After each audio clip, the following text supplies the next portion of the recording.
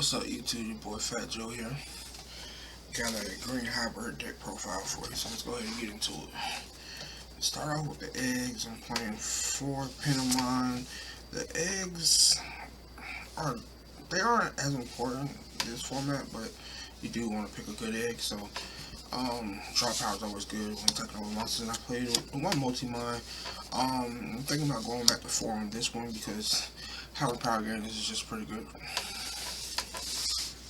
And for tamers, we have 4 JP, new tamer from Bt7. This card lets you pretty much digivolve into your hybrids for 1 and give stuff piercing, and it's just pretty good. We're playing 2 copies of Bt7 Splinter. I think it's the best tamer in the game. It just allows you to add aggression, set you to 3 every turn.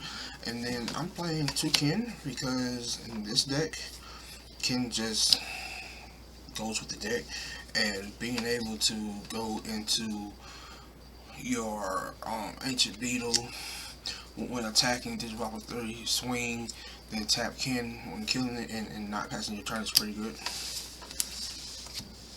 For rookies, we play 4 Pokemon, Searcher.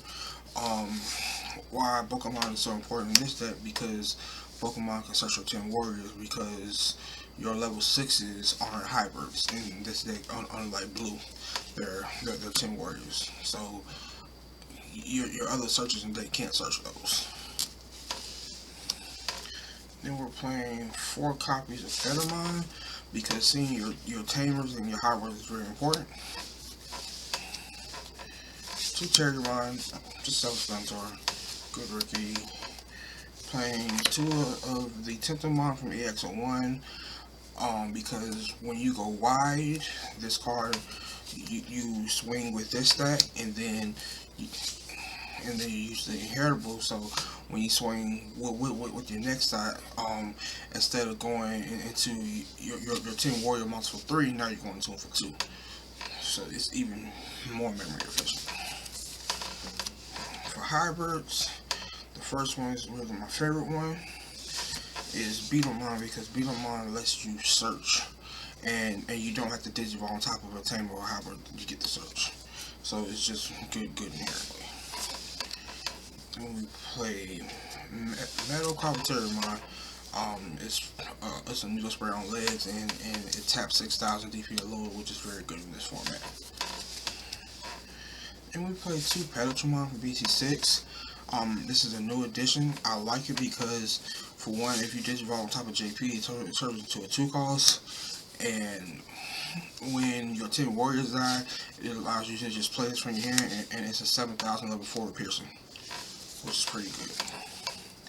Then 2 copies of Arbomon. It's hybrid.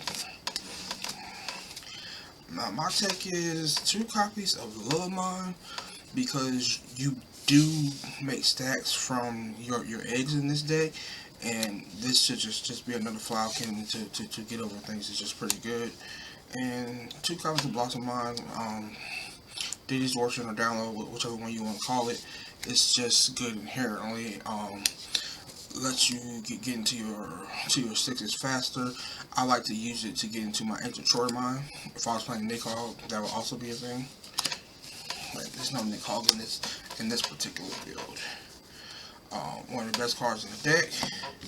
Rhino Terriermon, being able to digivolve him for 1, or even sometimes you have to digivolve him for 3. But by him attacking, being able to digivolve into any of your 10 warriors or ancient insects for the 3 cost is pretty good. So for level 6s, I'm playing 2 ancient Troymon. You have some games like against yellow and against purple and blue to where they just pump out aggro aggression, so you just slow that down with this pretty much. And then the monster that wins you games against yellow, because you're trashing their security, and yellow typically has a lot of options and a lot of tamers to come out of there. And this card is just pretty good against all decks right now. You got to deal with it. And I'm not playing Susanomon in this deck. I chose to play 2 Chaos Mine. It just goes with the synergy of the deck. At the end of the day,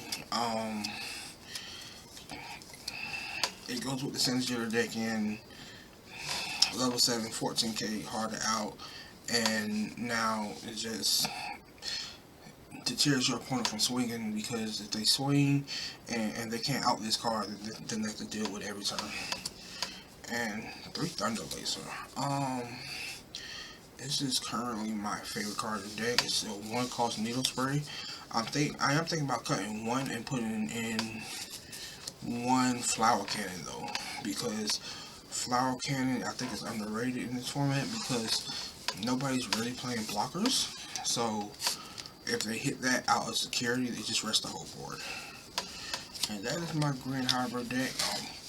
Let me know if you have any questions, any comments, anything you think I should change. And have a good night.